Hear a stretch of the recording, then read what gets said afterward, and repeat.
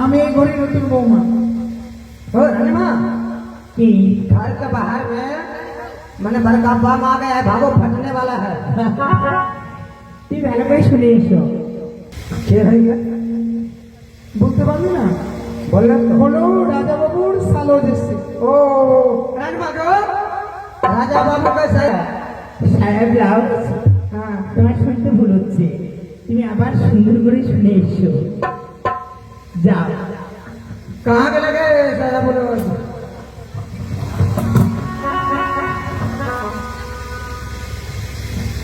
কি বললাম राजा बाबू को सारा बोलो जाएगा সাহেব বলো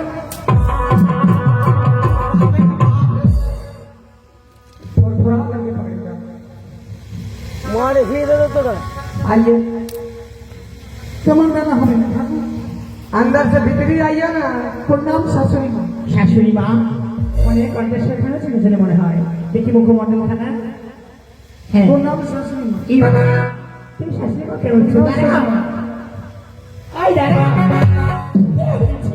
দাঁড়া দাঁড়া দাঁড়া ও প্রণাম শাশুড়ি মা তাই প্রণাম করে যাচ্ছে তো এই যে চম্পলা নগরে কোনো পূজা বিন্দু হয়তো বলে এসেছি আজকে প্রেম করে বিয়ে করেছি হ্যাঁ আজকে নতুন নতুন প্রেম হয়েছে ভালোবাসা দেখি মুখখানা দেখবো আমার মুখ থেকে পালিয়ে যাবো না দেখি না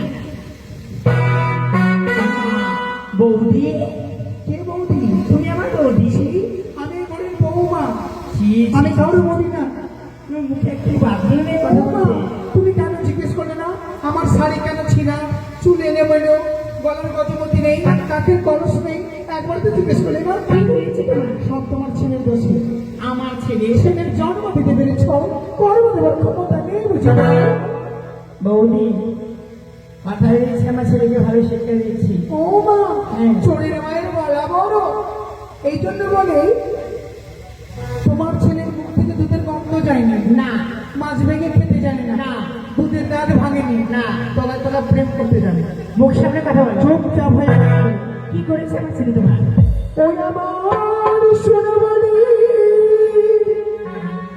না না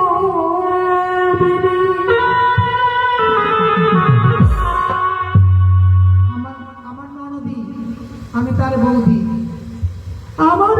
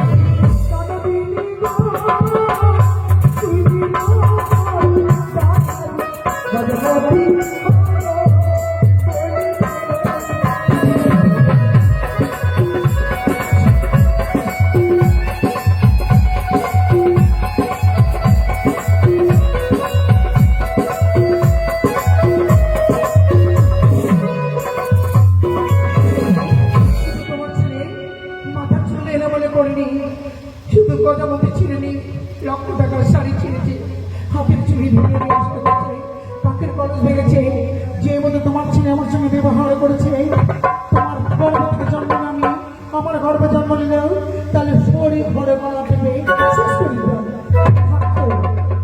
তুমি আমার বেটা কালী মায়ের থেকে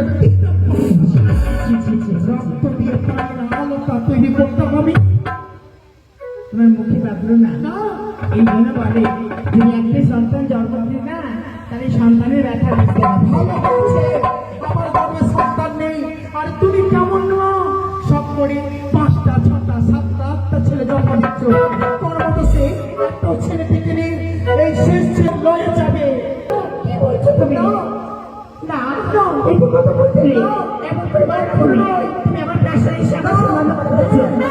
সেটা তোমার মানুষ।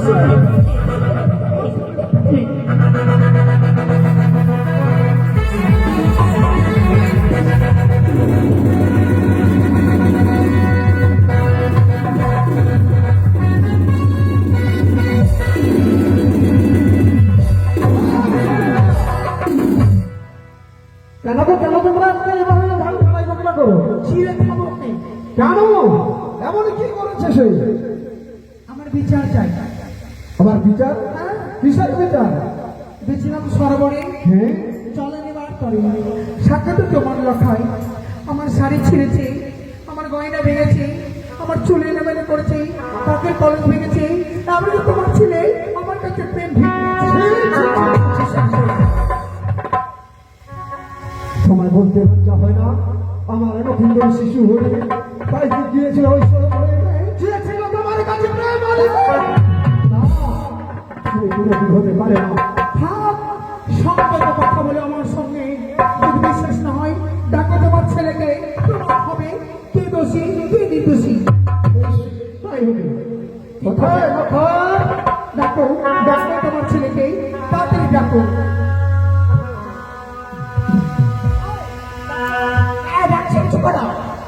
আমারই মনে পড়লো সে বিশ্বাস হইল যে আমার নতুন ওই ঘরে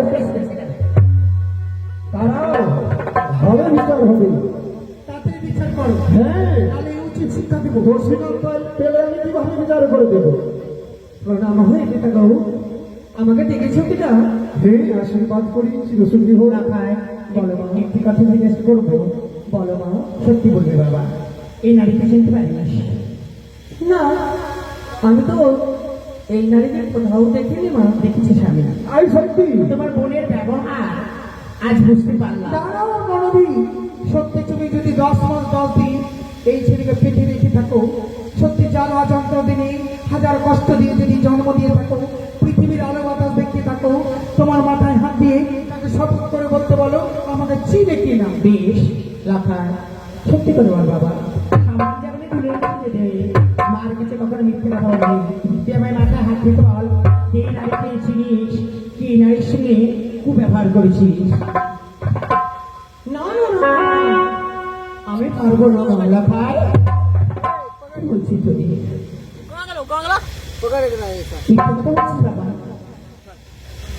হ্যাঁ মা, আমি একবার ওই দিদি সরোবর খুলে গেছিলাম মা। লক্ষায় বেনে সকল আশা ব্যর্থ হয়ে গেল বেনে। কেন গো, কেন? আমার লেখায় সত্যি কথা বললো। সত্যি দিয়েছিল? সীমান সরোবরে লক্ষায় গেছিল একবার।